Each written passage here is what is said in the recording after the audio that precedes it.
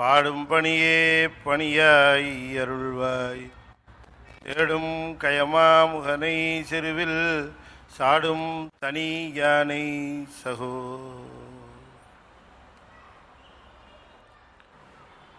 திருச்சிற்றம்பலம்.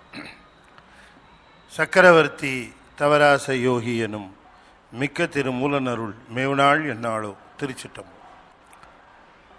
அண்டசராசரங்களுக்கெல்லாம் அதிபதியாக விளங்கக்கூடிய முருகப்பெருமானுடைய ஒப்பற்ற கருணையினாலே அருள்மிகு கமலவிநாயகர் சத் சங்கமும் புரசை திருநெறிக் கழகமும் இணைந்து மிகச் சிறப்பாக நிகழ்த்தி வருகின்ற திருமந்திர வேள்வியிலே இன்றைய தினம் 4ஆம் தந்திரத்திலே திரு அம்பல சக்கரம் என்கிற பகுதியில் மேலும் ஒரு சக்கரத்தை பற்றி நாயனார் கூறியதை நாம் சிந்திப்பதற்கு திருவருள் கூட்டியிருக்கிறது. கிரியை நிலையில பெருமானை நினைந்து வழிபடுவதற்கும் அன்பு பெருகுவதற்கும் மந்திர வடிவாக சிவனை வணங்குவதற்குரிய வழிவகைகளை 4ஆம் தந்திரத்திலே நம்முடைய திருமூல தேவநாயனார் வழங்கியிருக்கிறார். இறைவனை மந்திர வடிவமாக வழிபாடு செய்வதுதான் கிரியை வழிபாடு. மந்திரம் என்பது நாத ரூபமாக இருப்பது, நாத வடிவமாக இருப்பது. அது காட்சி ரூபத்தை காட்டிலும் சற்று மேம்பட்டது என்பது சான்றோர்களுடைய கருத்து. அதனால்தான் பல்வேறு பாடல்களை அவர்கள் அருளி செய்துட்டு போயிருக்கிறார்கள். திருஞான சம்பந்தர், திருநாவுக்கரசர், சுந்தரமூர்த்தி சுவாமிகள், மணிவாசகர், பட்டினத்தார், காரைக்கால் அம்மையார், திருமூலர் போன்ற ஞானிகள் எல்லாம் பாடல்களாக அருளி செய்ததனுடைய காரணம் நாதம் நம்முடைய ஆன்மாவிலே பல்வேறு விதமான மாற்றங்களை ஏற்பாடு செய்வதும் நம்முடைய அறியாமை போக்குவதிலே தலை சிறந்து விளங்குவதும் நாதம் என்று அவர்கள் கண்கூடாக கண்டதினாலே நாதத்தினுடைய தூல வடிவமாக இருக்கக்கூடிய இசையிலே அவர்கள் நமக்கு இந்த பாடல்களை எல்லாம் தந்தார்கள். எனவே இந்த திருமுறை பாடல்கள் என்று சொல்லுகின்ற அந்த திருமுறை பாடல்களினுடைய சாரமாக விளங்குகின்ற 5 எழுத்தை மந்திர ரூபமாக வழிபாடு செய்வதை கிரியை என்று நம்முடைய பெரியவர்கள் நமக்கு வழிகாட்டினார்கள். எனவே வழிபாட்டிலே இறைவனை திருமுறை பாடல்களை பாடுவதும் பிறகு மந்திர வடிவமாக அவனை நினைந்து அன்பு பெருக்குவதும் வழிபாட்டிலே முக்கிய அங்கங்களாக நம்முடைய திருமூலர் காட்டுகிறார். அப்படி காட்டுகிற பொழுதுதான் இந்த மந்திர வடிவமாக வழிபாடு செய்வதற்குரிய நிலையை அம்பலச்சக்கரமாக அவர் சொல்லுகிறார். அம்பலம் என்பது நமக்கு தெரியும். எங்கு இறைவன் வெளிப்படுகிறானோ அதற்கு அம்பலம் என்று பெயர். வெளிப்படுகின்ற இடத்திற்கு அம்பலம் பேர். இத்தனை நாள் மறைச்சு வச்சிருந்தாயா, இன்னைக்கு தான் அதெல்லாம் அம்பலமாச்சு அப்படின்னு சொல்றது இல்லையா? அதுபோல அது வெளிப்படுகின்ற நிலை. அது அப்படி அம்பலமாக நமக்கு வெளிப்படுகின்ற நிலையிலே அவன் விளங்குகிறான். அம்பலமாக இருந்த பொழுது நமக்கு தெரியவில்லை, அம்பலமாக வந்த பொழுது தெரிந்தது. அம்பலம் என்று சொன்னால் இன்னும் சூக்கமமாக இருப்பது, பரம் என்றால் மேலான வெளியாக இருப்பது. வெளி நமக்கு வெளியிலே அவன் ஒரு திருக்கூத்து செய்கின்றான். இந்த பரவெளியிலே திருக்கூத்து நிகழ்கிறது. ஆனால் அந்த திருக்கூத்தை நாம் பார்க்க முடியல, அந்த திருக்கூத்தை நாம் உணரத்தான் முடிகிறது. எல்லாராலையும் அந்த கூத்தை உணர முடியல. அதனால அந்த கூத்து உணர்கிற முகமாகத்தான் இந்த திருக்கூத்து வடிவங்களை நமக்கு தந்தார்கள். எனவே அவன் அம்பலத்திலே ஆடுவதை நமக்கு அம்பலத்திலே ஆடி காட்டினார்கள். அதை நான் போன தடவை கூட சொன்னேன். அம்பலத்துக்கும் அம்பலத்துக்கும் இருக்கக்கூடிய வேறுபாட்டை நான் உங்களுக்கு விளக்கி சொன்னேன்.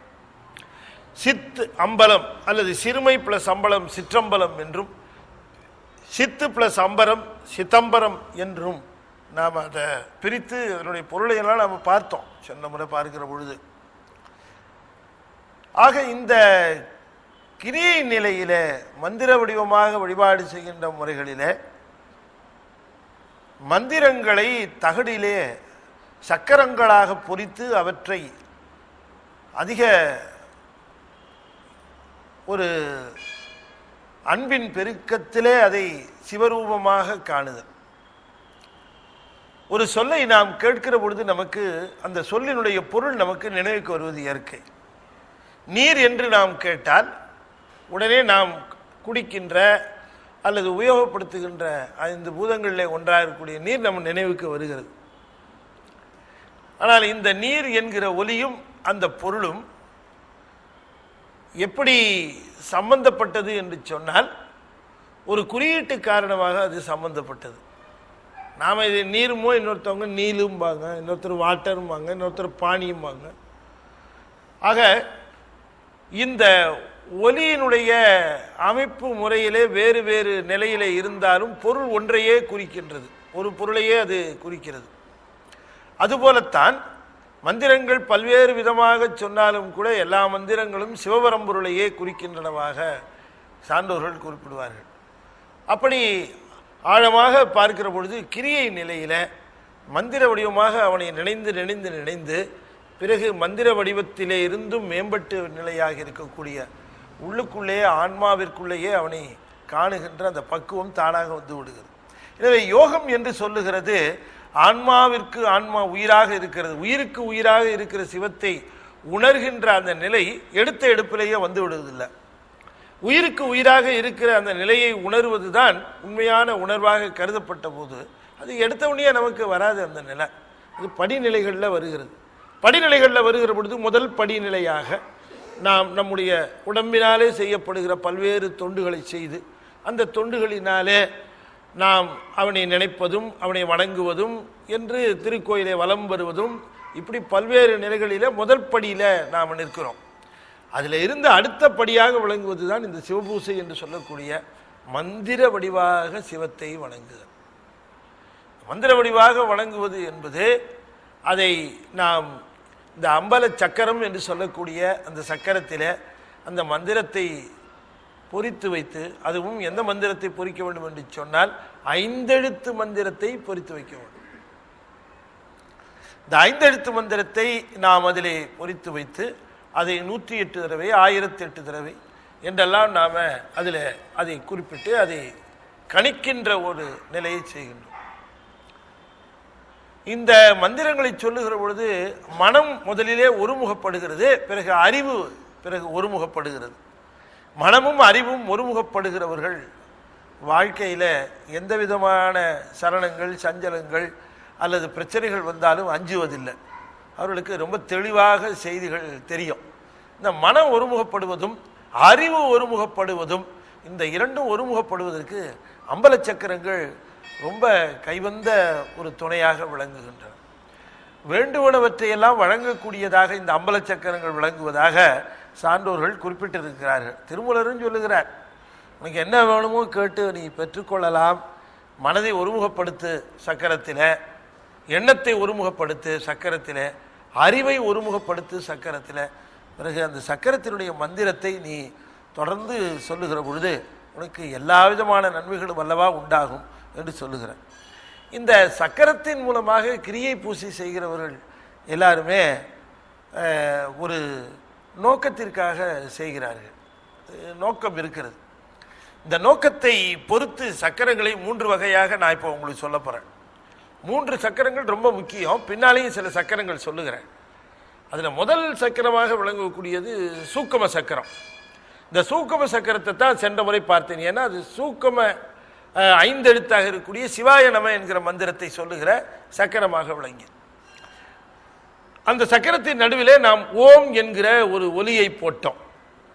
இந்த 5 எழுத்தை நாம் கணிக்கிற பொழுது இந்த ஓம் என்கிற ஒரு ஒலியை எழுப்பி நம்முடைய மனதை ஒருமுகப்படுத்துவதற்காக ஓ சிவாய நம, ஓ சிவாய நம, ஓ சிவாய நம, ஓ சிவாய நம.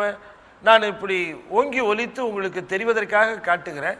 இந்த அளவிலே மாத்திரையிலே சொல்லாவிட்டாலும் கூட அதை மிக மென்மையாகவும் உங்களுக்கு மட்டும் கேட்கும் வண்ணமாகவும் அதை சொல்ல வேண்டும்.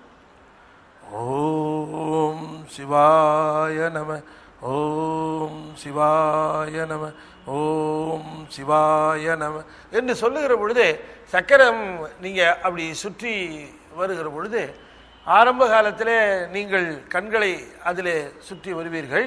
கண்களை அப்படியே பார்த்து அந்த நான் சொன்னேன் அல்லவா, இந்த கோண மூலைகளிலும் நேராக இருக்கக்கூடிய குறுக்கு நிலைகளிலும் இருக்கக்கூடிய அந்த 5 எழுத்து மந்திரத்தை அப்படி சொல்ல வேண்டும் என்று சொன்னேன் உங்களுக்கு. இப்படி அதை சொல்லிக்கொண்டே இருக்கிற பொழுது, கணிக்கிற பொழுது, நாளாவட்டத்திலே பழக்கப்படுகிற நிலையிலே, கணிப்பினாலே பழக்கம் கைவருகின்ற நிலையிலே என்ன ஆகும் என்று சொன்னால், கண்கள் அப்படியே நிற்க சக்கரம் சுழலும். நீங்கள் சொல்லுகிற அந்த இது சுழன்று வந்து நிற்கும். இது அனுபவத்தில் தான் வருமே தவிர நாம் கையில் பிடிச்செல்லாம் சுற்றிட்டு இருக்கக்கூடாது. அது அப்படியே தாகி இருக்கும். நீங்கள் அந்த அது இப்போ ஸ்கொயர் வடிவில் தான் நம்ம தகடு செய்கிறோம். செய்து வைத்து அந்த சக்கரங்களிலே மந்திரத்தை மட்டும் சுழற்சியில் சொல்லுகிறோம். இந்த சுழற்சியில் சொல்லுகிற பொழுது நாலாவட்டத்தில் கண்ணை ஓட்டிக்கொண்டே இருக்கணும். அந்த சிவாய நமல ஓட்டிகிட்டே இருக்கணும். முதல்ல இந்த மேல் பக்கமாக கிழக்கில் தான் ஆரம்பிக்கணும். கிழக்கில் ஆரம்பித்து வடகிழக்கில் கொண்டு வந்து முடிக்கணும். இப்படி கிழக்கில் துவங்குகிற பொழுது ஓம் சிவாய நம, ஓம் சிவாய நம, ஓம் சிவாய நம, ஓம் சிவாய நமன்னு நாம் பார்த்தோம் இல்லையா? ஒரு தடவைக்கு அது இந்த குறுக்கு நெடுக்குமாக ஒரு 8 தடவை அது வரும் இல்லையா? அதெல்லாம் நம்ம பார்த்தோம். சரி, ஒரு தடவை சுழற்றினா 25 தடவை வருகிறது என்றெல்லாம் நம்ம இந்த கணக்கையெல்லாம் பார்த்தோம். இதில் நாயனார் என்ன சொல்லுகிறார், நடுப்பகுதியில் ஓம் என்று போட்டு நாம் அந்த சக்கரத்தை அன்னைக்கு பார்த்தோம். இந்த ஓம் என்பதற்கு பதிலாக சிவநாமங்களிலேயே உயர்ந்த ஒரு நாமமாக கருதப்படுவது ஹரன் என்று சொல்லக்கூடிய அறமந்திரம். ஹரன் என்று சொல்லுவதைத்தான் நம்ம தமிழில் அரண் என்று சொல்லுவோம். இந்த அரண் என்று சொல்லக்கூடிய மந்திரம், அறமந்திரம் இருக்கிறதே, அது ரொம்ப ரொம்ப உயர்ந்த மந்திரமாக கருதப்படுகிறது. மெய்கண்டார் கூட அந்த மந்திரத்தை, அற என்று சொல்லுகிற மந்திரத்தை ரொம்ப சிறப்பாக பேசுகிறார். அதனால இந்த அறமந்திரத்தை என்ன சொல்லுகிறார் நாயனார், நடுவிலே ஓம் என்று போட்டு ஓ சிவாய நம, ஓ சிவாய நம என்று சொல்லுவதற்கு பதிலாக ஹர சிவாய நம, அர சிவாய நம, அர சிவாய நம, அர சிவாய நம என்று அற என்ற மந்திரத்தை சொல்லலாம் என்று அவர் சொல்லியிருக்கிறார். அதுதான் அது ஒரு குறிப்பு சொல்லுகிறார். அரகர என்ன அரியதொன்று இல்லை, அற அற என்ன அருகிலரு மாந்தரு, அற அற என்ன அமரரும் அவர், அற அற என்ன அரும் பிறப்பு தானே. சுவாமி அந்த அறமந்திரத்தினுடைய பெருமையை தனியாக ஒரு பாட்டில் சொல்லுகிறார். அற அற என்ன அரியதொன்று இல்லை. ஹரஹர ஹரஹர என்று சொல்லுகிறவர்களுக்கு இந்த உலகத்திலே முடியாததுன்னு ஏதாவது இருக்கான்னு கேட்கிறார். அப்படி ஏதாவது முடியாததுன்னு ஒன்று உண்டா என்று கேட்கிறார். அவ்வளோ உயர்ந்த மந்திரம் இந்த அறமந்திரம். அரண், அதனாலதான் சிவபெருமானுக்கு அரண் என்கிற திருநாமம் வாய்த்தது. அரண் என்று சொன்னால் எல்லா பாவங்களையும் போக்குகிறவன் அர்த்தம். எந்த பாவங்களாக இருந்தாலும் அவற்றை நீக்குகிறவன் அரண். அப்படி அந்த அரண் என்கிறவனுடைய வல்லமை சங்கரன் என்று சொல்லுவதும் வழக்கம். சங்கரன் என்பதில் வருகின்ற அந்த அரண் தான் அற என்று சொல்லப்பட்டது. அதைத்தான் சொல்லுகிறார். அற அற என்ன அரியது ஒன்று இல்லை, அற அற என்ன அருகிலர் மாந்தர். கண்டதை சொல்லிக்கிட்டு இந்த மாந்தர்கள் ஒருவரை ஒருவர் பார்க்கிற பொழுதோ பேசுகிற பொழுதோ எதையோ சொல்லுகிறார்களே, அரகரன்னு சொல்லலாமே என்று சொல்லுகிறார். அரகரன்னு சொல்ல தெரியாதவனா இருக்கிறானே, ஹாய் ஹோய் ஹூய் என்றெல்லாம் கூட கூவி அழைத்துக் கொள்ளுகிறார்களே. ஹலோ ஹலோன்னு சொல்லுகிறோம் இல்லையா? இப்போ ஹலோன்னு சொல்றது ஒருத்தரை விழிக்கிறதுங்க, என்னங்க அப்படின்னு கூப்பிடுகிறோம், ஏங்க அப்படின்னு கூப்பிடுகிறோம். சாமி சொல்றாரு ஏன் அரன்னு சொல்லக்கூடாதுன்னு. அரஹர அப்படின்னா திரும்பி பார்க்கிறாருன்னா அவர்கிட்ட நாம பேசலாமே. அரஹர என்ன அருகிலர் மாந்தர்னார், அது சொல்ல தெரியாதவனா இருக்கிறானே என்று சொல்லுகிறார். அற அற என்ன அமரரும் ஆவர். இரவா நிலையை எய்துகின்றவர்கள் தான் இந்த அரஹர என்று சொல்லுவது. இந்த அற அற என்ற மந்திரத்தை தேவர்கள் விடாமல் சொல்லிக்கொண்டே இருப்பார்களாம். அற அற என்ன அமரரும் ஆவர், அற அற என்ன அரும் பிறப்பு தானே. அற அறன்னு சொல்ல பிறப்பே அறுபட்டு என்று சொல்லுகிறார்.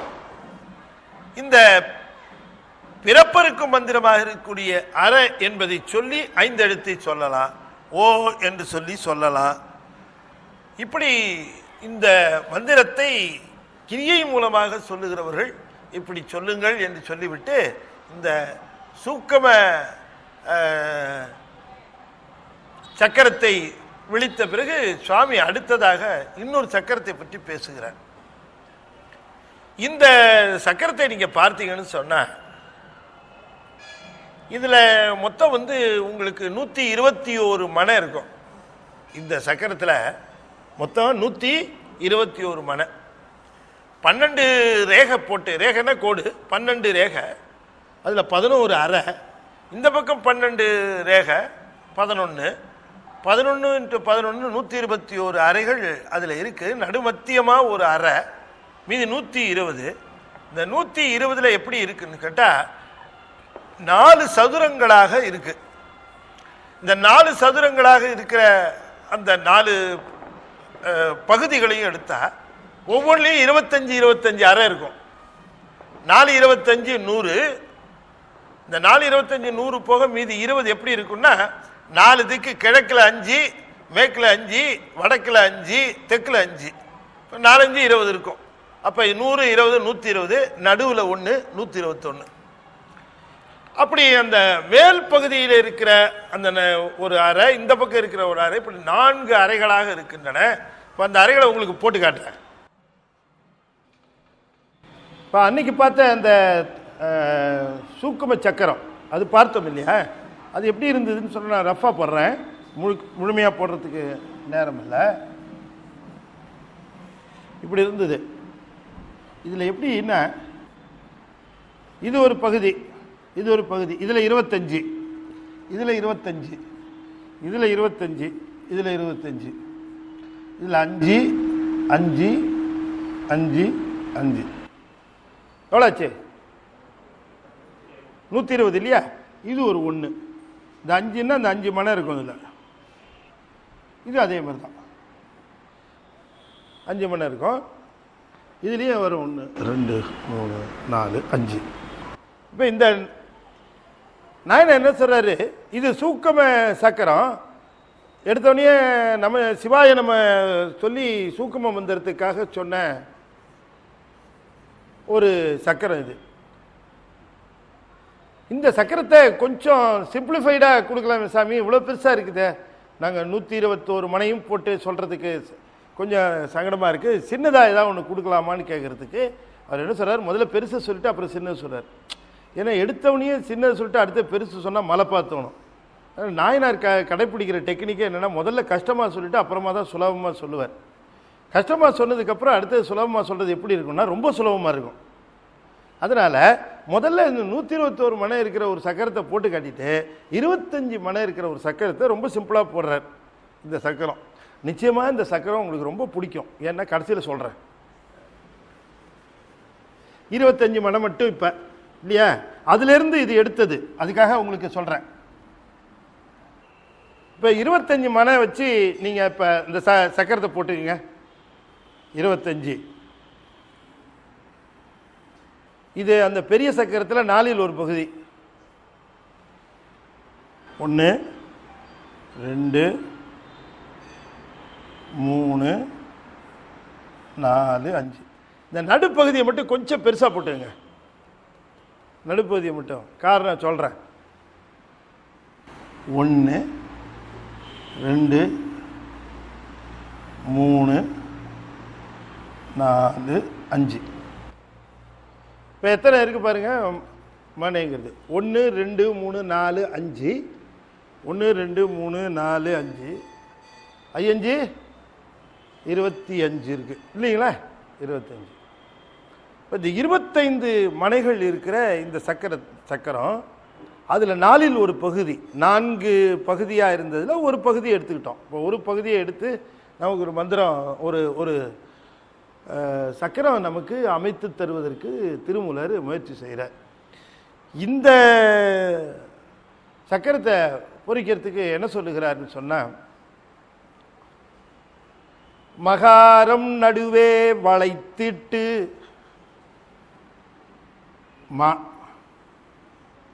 மாவை நடுவில் போடணுன்னார்.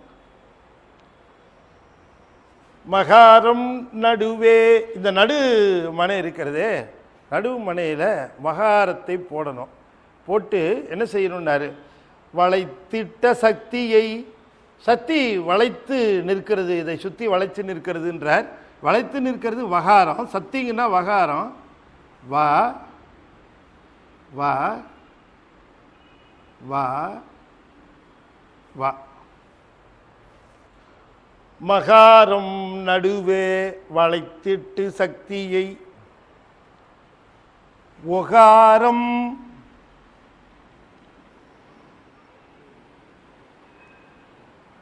ஒகாரம் அது என்ன பண்ணுதான், அதுவும் வளைத்திட்டு பிளந்து ஏற்றி. இந்த உகாரம் எப்படி இருக்கிறது என்று சொன்னால், அகர உகர மகரமாக இருக்கிறது.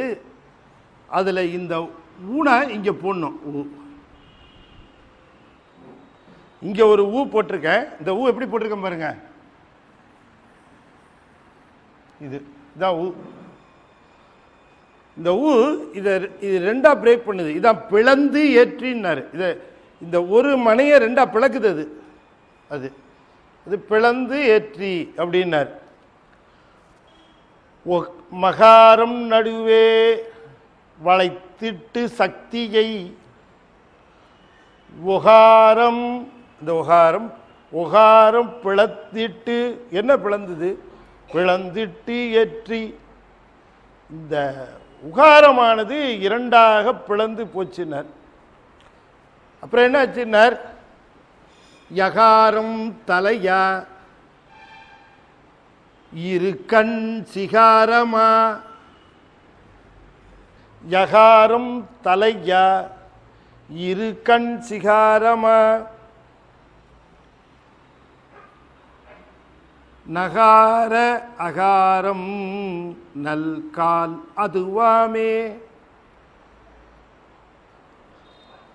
யகாரம் தலையா இரு கண் சிகாரம் நகார அகார நல் காலதுவாமே. இப்ப இந்த மந்திரமே வடிவமாக சொல்லுகிறார், எது தலை எது காலு அப்படின்னு சொல்லுகிறார். இப்ப இந்த சக்கரத்தை பூர்த்தி பண்ணணும். பூர்த்தி பண்ணுகிற பொழுது யகாரம் வெளி, இந்த சக்கரம் தூல சக்கரம். அப்ப போன தடவை பார்த்தது சூக்கம சக்கரம், இது தூல சக்கரம்.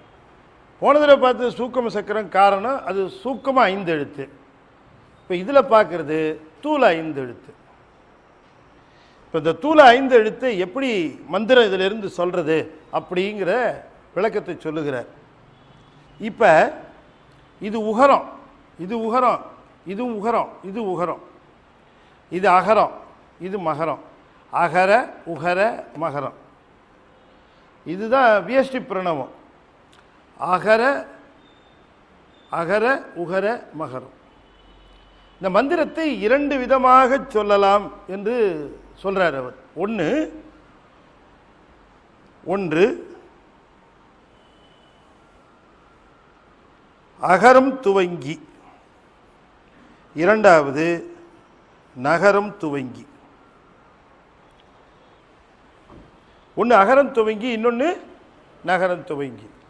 அகரம் துவங்குகிற பொழுது அந்த மந்திரம் எப்படி சொல்ல வேண்டும் என்று சொன்னால், ஆ உ ம வ சி ய.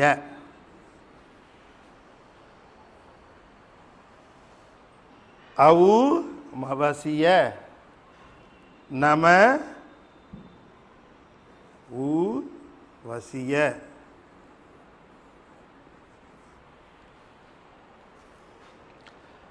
அகர உகர மகர வசிய நம உகர வசிய. நமவு வசிய அவு மவசிய. இந்த மந்திரம் இரண்டுமே எப்படி சொல்ல வேண்டும் என்று சொன்னால் காலிலிருந்து துவங்கணும். நான் என்ன சொல்றார் இந்த மந்திரத்திற்கு, இது சிரசு, இது ரெண்டும் கண்ணு,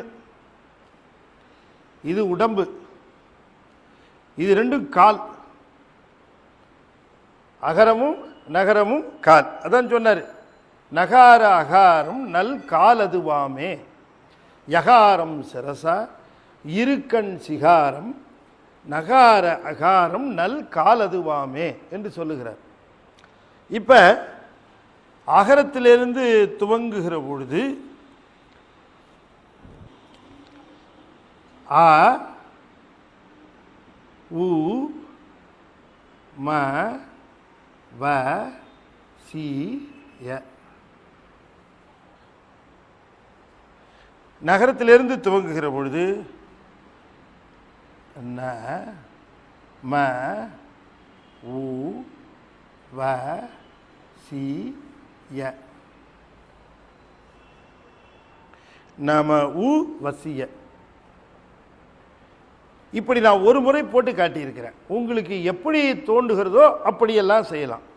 இதை எப்படி செய்ய வேண்டும் என்று சொல்லுகிறார் என்று சொன்னால், யகாரம் என்று சொல்லுவது சிரசு என்று சொன்ன உடனேயே இந்த பக்கத்து கட்டங்கள் எல்லாமே யகாரமாக இருப்பதனாலே நடனம் ஆடுகின்ற பொழுது சிரசு அந்த பக்கமும் இந்த பக்கமும் போகும்.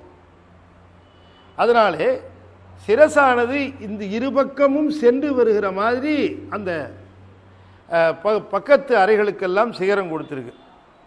கண்கள் இங்கும் அங்குமா போகும்படியாக இந்த ரெண்டு தடவை இந்த வலப்பக்கமாகவே முழுமையாக பார்க்கிற பொழுது இது ரெண்டு கண்களாகவும், இடப்பக்கமாகவே பார்க்கிற பொழுது இது இரண்டு கண்களாகவும், நேராக பார்க்கிற பொழுது இது இரண்டு கண்களாகவும் இருக்கும். கால்களும் அப்படித்தான். இரு கால்களும் இரண்டு கால்களாக இருக்கிற பொழுது அவை ஒன்று திரோதானமாகவும் அல்லது மறைப்பாகவும் கீழே ஊன்றிய திருவடியாகவும், ஒன்று அருளுகின்ற எடுத்த திருவடியாகவும் ஒன்று விளங்கும். நடனமாடுகின்ற பொழுது சமயத்தில் இரண்டு திருவடிகளும் கீழே வைக்கக்கூடிய நிலையும் ஏற்படும். அப்போ ரெண்டையும் ஒன்றாவே வைக்கிற இந்த காட்சி இதில் கீழே இரண்டையும் சேர்த்து தந்திருக்கிறார். ஆக இந்த சூக்கம ஐந்தெழுத்தை அவரவருக்கும் உரிய முறையில் நாம் சொல்லுகிறோம். இது இந்த பகுதியாக இருக்கக்கூடிய திருநடனத்தை குறிப்பிடுகிறது. நீங்கள் இப்படி திருப்பி பார்த்தீர்கள் சொன்னால் இந்த பக்கமும் அதே மாதிரி இருக்கும். யகரம், சிரசு, இரண்டு கண்கள், உடம்பு, பிறகு இரண்டு கால்கள், அகர நகரம், பிறகு அவை இணைந்திருக்கிறது. இரண்டு மந்திரங்கள் இதை ஒன்றுக்கொன்று பிணைந்த நிலையில் நிற்கின்றன. இதிலே முக்கியமான குறிப்பு என்ன என்று கேட்கிற பொழுது, சூக்கம மந்திரத்திலே பிரணவத்தை ஓ என்று சொன்ன நாம் இந்த தூல மந்திரத்திலே நாம் அந்த அதில் சேர்த்து சொன்ன அந்த சமஷ்டி பிரணவத்தை இதில் விரிச்சு வியஷ்டி பிரணவமாக அகர உகர மகரமாக பிரித்து சொல்கிறோம். ஸோ ஓங்காரம் என்று சொல்லக்கூடிய அந்த பிரணவ மந்திரத்தை இணைத்தும் விரித்தும் சொல்லுகிற நிலையை பொறுத்து அது சூக்கம சக்கரம் என்றும் இது தூல சக்கரம் என்றும் தூலத்திலே விரிந்த நிலையாக விளங்கும். அப்படி விரிந்த நிலையாக விளங்குகிற பொழுது நாம் எப்படியெல்லாம் சொல்ல நமக்கு வாய்ப்பு கிடைக்கிறதோ அவரவருக்கு உரிய முறையிலே இந்த சக்கரங்களை நாம் இந்த மந்திரங்களை அகர உகர மகர வசியத்தையும் நம உகர வசியத்தையும் நமக்கு உரிய முறையிலே அதை சொல்லலாம். இந்த ஓன்னு சேர்த்து சொல்ல வேண்டிய அவசியம் கிடையாது, சொன்னாலும் பரவாயில்லை. ஏனென்றால் பிரணவமையே நாம் பிரித்துத்தான் இங்கே போட்டு இருக்கிறோம். வசிய நம வசிய வசிய நம வசிய என்று இந்த மந்திரத்தை ஜெபிக்கணும். இதை பல்வேறு முறைகள் ஜெபிக்க சொல்லுகிறார். இப்படி ஜெபிக்கிற பொழுது அதை சொல்லுகிற பொழுது இதை நீங்கள் உங்கள் கண்ணோட்டமாக எத்தனை முறை நீங்கள் சொன்னாலும் உங்களுக்கு வாய்ப்பு இருக்கிற முறையில், ஏன்னா வசிய என்று சொல்லுகிற பொழுது ஆனால் எங்கே இருக்குன்னு நீங்கள் பார்த்து அங்கேருந்து துவங்கலாம், இங்கேருந்து துவங்கலாம், இல்லை இங்கேருந்தும் கூட துவங்கலாம். அது எங்கே வேணாலும் துவங்கலாம். எப்போவுமே நாட்டியம் கால்களிலிருந்து கிளம்பும், கீழே இருந்து மேலே போகிற மந்திரம் இது. இந்த மந்திரம் இது இன்னொரு காலாக இருக்கக்கூடிய ஊண்டிய திருவடியிலிருந்து கிளம்புற இது மந்திரம். இந்த மந்திரம் எனவே இந்த திருவடியிலிருந்தும் கிளம்பலாம், நீங்கள் இந்த திருவடியிலிருந்து கிளம்பலாம். எந்த திருவடியிலிருந்து கிளம்புகிறீர்களோ அங்கிருந்து உங்களுக்கு சௌரியமான முறையில் நீங்கள் போகலாம். ஏன்னு கேட்டால் அகர உகரம் இங்கே மட்டும் இல்லை, அகர உகரம் இங்கேயும் கூட இருக்குது, இந்த பக்கமும் இருக்குது. அதனாலே அகரத்தையும் உகரத்தையும் இங்கே இணைத்து, பிறகு மகரத்தை இணைத்து, பிறகு வகரத்தை இணைத்து, பிறகு சிகரத்தை இணைத்து, பிறகு அகரத்துக்கு போகலாம். இங்கே தான் போகணும் இல்லை, சிகரத்தை போய் இங்கேயும் போகலாம், சிகரம் போய் இங்கேயும் போகலாம், சிகரம் இங்கேயும் போகலாம், இங்கேயும் போகலாம். அப்போ நீங்கள் அந்த மந்திரத்தை சொல்லுகிற பொழுது, இந்த மந்திரத்தை உச்சாரணம் செய்கிற பொழுது வசிய வசிய உங்கள் கண்ணானது அப்படியே போகிற பொழுது, இப்படி நான் முதல்ல சூக்கம சக்கரம் சொன்னேன் அல்லவா, நீங்கள் இதை சொல்லிக்கொண்டே இருக்கிற பொழுது சுழன்று கொண்டே வரும் உங்களுடைய பார்வை. சுழண்டு ஒரே வருகிற பொழுது பக்குவம் வருகிற நிலையில் சக்கரமே சுழல்வதாக உங்களுக்கு அது தோன்றும். அதுபோலவே இதுவும் என்ன ஆகும்னா, அந்த திரு நடனமே அங்கும் இங்குமாக சிரசு அசைவது போலவும் கண்கள் அங்கு இங்கு போவது போலவும் ஒரு அமைப்பு முறையாக இந்த சக்கரம் அமையும். இந்த சக்கரத்தினுடைய முக்கிய ஒரு நிலையாக சுவாமி என்ன சொல்லுகிறார் அப்படிங்கிற ஒரு செய்தியை பார்க்கிற பொழுது, இந்த தூல சக்கரம் உலகாயுத முறையான எல்லா நன்மைகளையும் இது வழங்குகிறது என்று சொல்லுகிறார். நமக்கு உலக அளவிலே அல்லது வாழ்க்கை இதில் இல்லையா, ஆனால் இல்லையா, உலக வாழ்க்கை முறையில் நமக்கு எத்தனையோ தேவைகள் இருக்கின்றன. இந்த தேவைகள் நமக்கு இருக்கிற பொழுது இந்த தேவைகளை நாம் பூர்த்தி செய்து கொள்வதற்கு இந்த மந்திரம் அல்லது இந்த தகடு ரொம்ப வலிமை மிக்கதாகவும் பயனுள்ளதாகவும் இருக்கும் என்று சொல்லுகிறார். உதாரணமாக இந்த தகடு இது செப்புத்தகடுகளிலே மட்டும்தான் இது, அதுக்கு முறையெல்லாம் பின்னால் சொல்கிறேன், நான் சொல்லியிருக்கார், சில செய்திகள் சொல்லியிருக்கார். அவற்றை பொறிக்கிற பொழுது பொறிக்கிறவர்கள் எப்படி இருக்க வேண்டும், அவர்கள் என்ன நிலையில் அந்த விரதம் இருந்து அதை பொறித்தல் செய்ய வேண்டும் ஒன்று. ரெண்டாவது, இதை அட்டையிலேயோ பேப்பர்லேயோ எழுதி வைக்கக்கூடாது. தகடு தான் அது, அந்த உலோகத்தில் மட்டும்தான், அதுவும் செப்பில் அதை செய்து வைக்கணும்.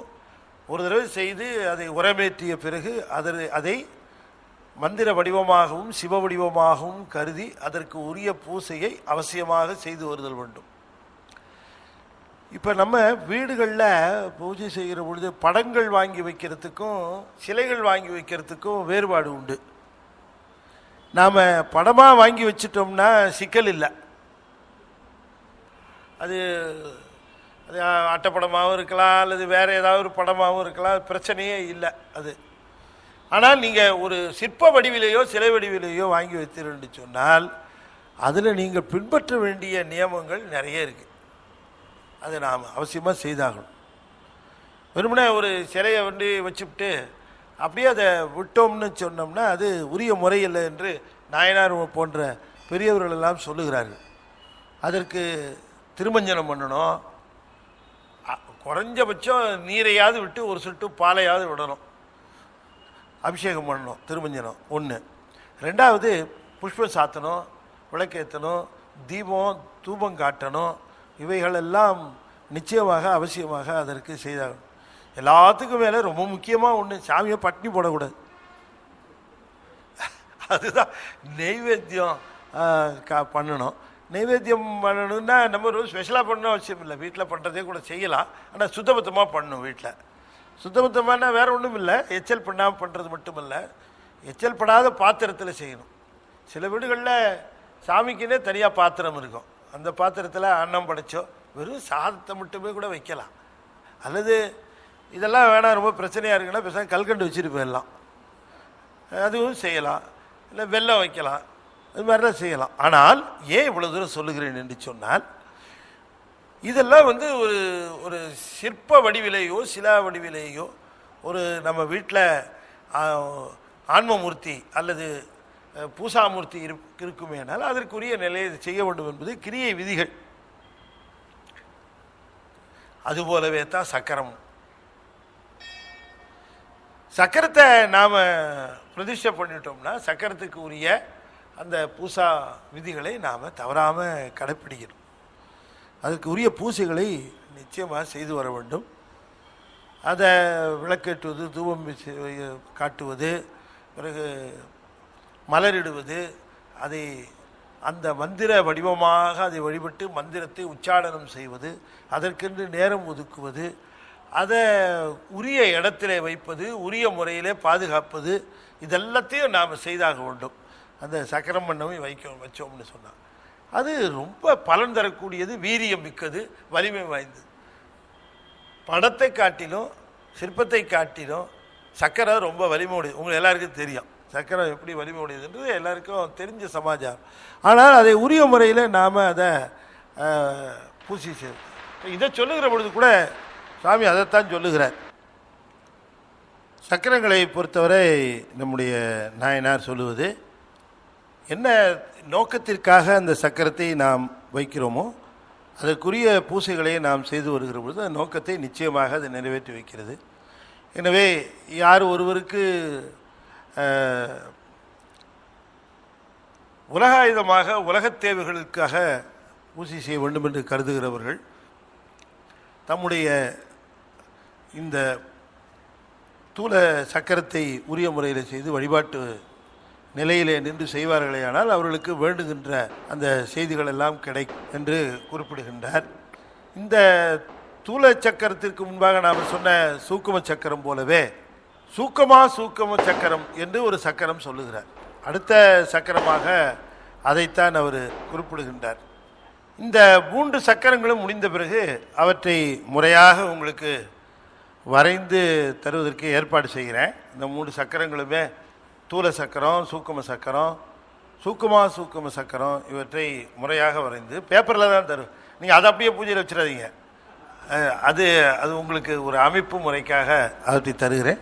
மீண்டும் நாம் அடுத்த வகுப்பில் இந்த சூக்கும சித்திரத்தை வரைந்து அந்த சக்கரத்தை நாம் சிந்திப்போம் என்று கூறி இந்த அளவில் நிறைவு செய்யும் முகமாக 5 எழுத்தை 5 முறை ஓதுவேன். அன்பர்கள் தொடர்ந்து ஓத வேண்டும் என்று திருவடி பணிந்து வேண்டிக்கொள். ஓம் நமச்சிவாய, ஓம் நமச்சிவாய, ஓம் நமச்சிவாய, ஓம் நமச்சிவாய, ஓம் நமச்சிவாய. திருச்சிற்றம்பலம். திருமூலருடைய இந்த அரிய பொக்கிஷமாக விளங்கக்கூடிய இந்த 4ஆம் தந்திரம் நமக்கெல்லாம் கிடைத்திருக்கக்கூடிய மிகப்பெரிய வரமாக கருதி அவற்றை உரிய முறையிலே நாம் பயன்படுத்திக் கொள்வதற்கு திருமூலருடைய குருவருளும் பெருமானுடைய திருவருளும் நமக்கு நிறைந்து விளங்கும் என்று சொல்லி இந்த அளவிலே நிறைவு செய்து விடைபெறுகின்றேன். நன்றி, வணக்கம். திருச்சிற்றம்பலம். தென்னாடுடைய சிவனே போற்றி, எந்நாட்டவர்க்கும் இறைவா போற்றி. வெற்றிவேல் முருகனுக்கு. திருச்சிற்றம்பலம்.